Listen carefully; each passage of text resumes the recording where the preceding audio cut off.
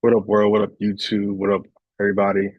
Crypto Cardi back again with another video. I know it's been a long time. Took a hiatus, had some kids, kicked back, chilled, and ready to get back at it again.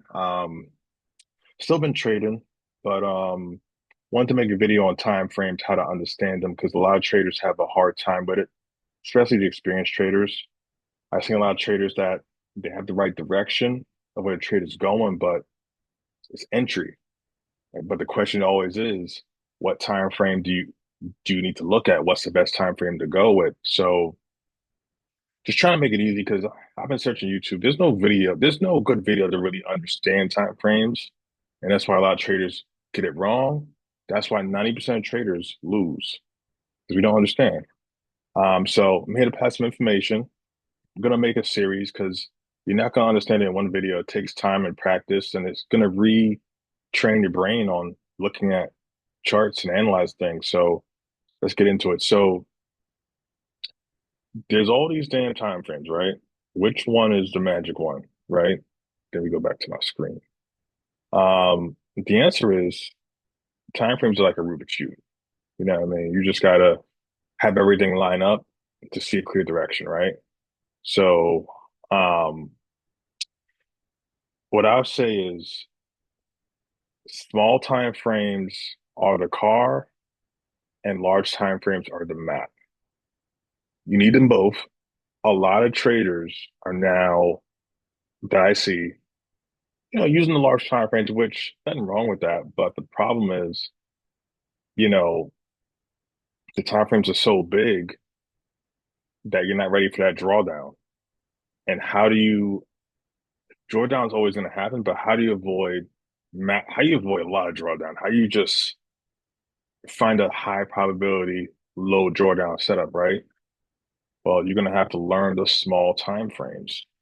That's the thing. So here's what I'll show you. I'm not trying to show you a strategy here. Not in this video, but let me kind of show you. I'm going to show you on a large time frame a bull run on Bitcoin, right? Let's just show you that, and then we'll show you the same thing on a small time frame. Now, a bull run and a bear run, right, are big runs on big time frames. That's why it's a run. But those same moves, obviously way smaller, happen on lower time frames. So every time frame is a bull run and a bear run. You know what I'm saying? So for example, I can go to a 5 second chart, which most people don't have on TradingView. You know, I gotta zoom out real quick because, you know, it was a 4 hour before. There's bull runs and bear runs happening on these small time frames. You know what I'm saying? Let me just show you here. Be easier. I know I got a lot of lines and stuff here on the screen. Just bear with me. I'll get into the strategy in another video. I, whatever strategy you use is what you use, right? But let's let me show you this here. I'm going to show you the last bottom we had on Bitcoin, which was right here. This is a 4 hour chart. This was 2022, 4 years ago now. Bitcoin was like 17K. Now just watching me, it's easier said than done seeing that, yeah, this is a bottom clearly, right? Because we know it was. Played around, consolidated, EMAs, woohoo. EMAs got in order, largest to smallest EMAs, shot up, boom, right? Now, pay attention, right? I'm not showing the strategy, I'm just showing you what's happening. Eventually, the EMAs come together, make a little head and shoulder here. Obviously, it's easier said than seeing it since it happened, right? We're going to go to a 1 minute time frame now. The same thing happened on the 1 minute. Like this happens like once a week, right? The point of me showing you this is okay, here's a top that just happened on the 1 minute. Similar to what I showed you in the 4 hour, right? As you can see, because it already happened, it's easier to show you. But the point is you want to you want to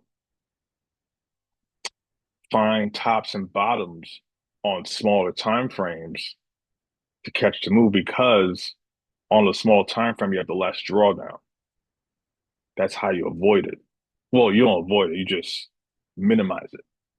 So let's go to another example.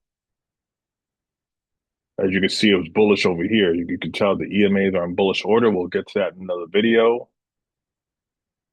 All right. Let's find the bottom of this time frame. Looks very similar setup to what I showed you on that 4 hour, right? This is a MACD here. It's just got to zoom in. This is recent, 110. Bitcoin was 90,300. We'll get into all this. Remember, 110, 1 minute chart. Bottom was 90,300. Went up, played around. The low it got to this wick was 90,130. A drawdown is not too crazy. Obviously, it's easier said than done, right? But I just wanted to show you the movement. 92, played around. How low did it go here? 90,060. That's not bad drawdown on Bitcoin. And obviously, it shot up, right? So remember, 110 was the bottom on the 1 minute. This is 113. 3 days later, 96K. So it's $6,000 move in 3 days. Obviously, easier said than done to catch all 6K. Maybe you caught two or three.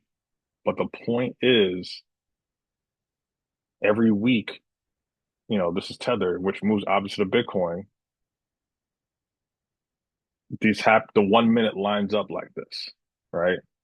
A lot of traders are, catching the 15, catching the hour, catching whatever. But you got to understand a lot of these time frames are just data, right? The large time frame is data because it's based on what happened, right? So you got to realize what's happening now. So don't forget the lower time frames.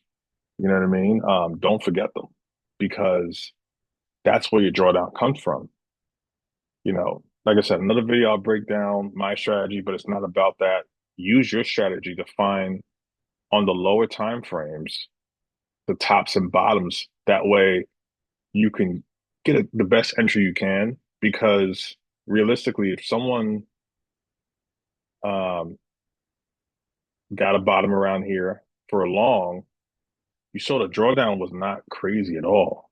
The drawdown was not crazy. It played around, obviously. That's what the market does. And why does the market play around? Because there's lower time frames, up to the second, you know, you can go all the way up to 16 day, 4 hour, 60 day, 1 month, 35 minute, whatever. There's always a run. Time frames are oversold, overbought.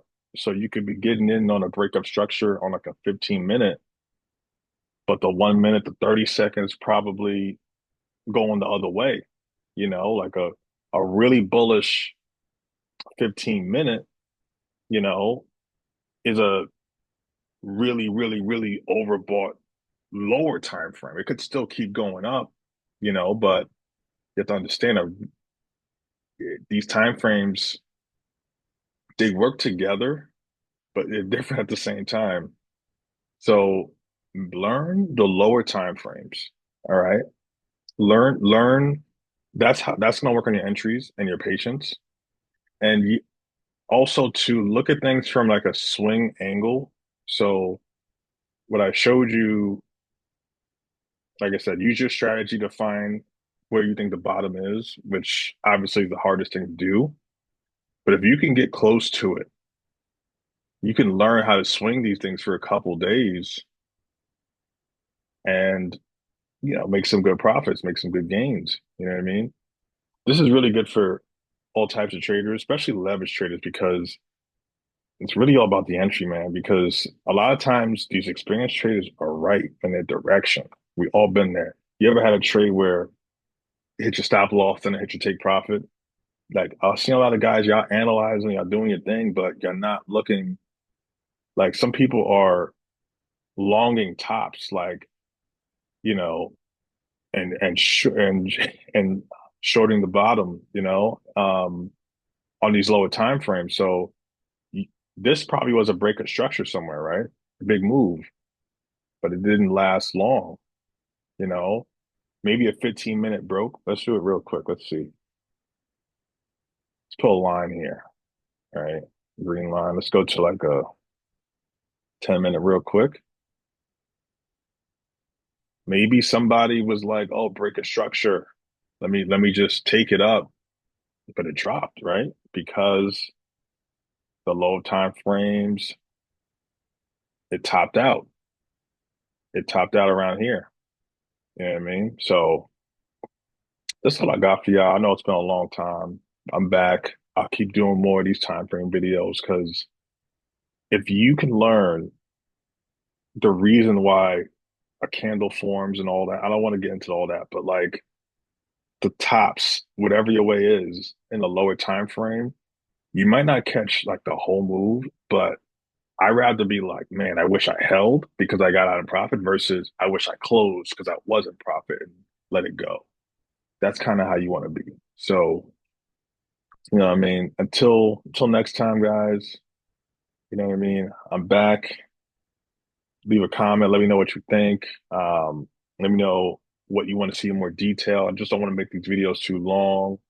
You know, people got short attention spans. So let's go from there. Let's work. Later, guys. Out.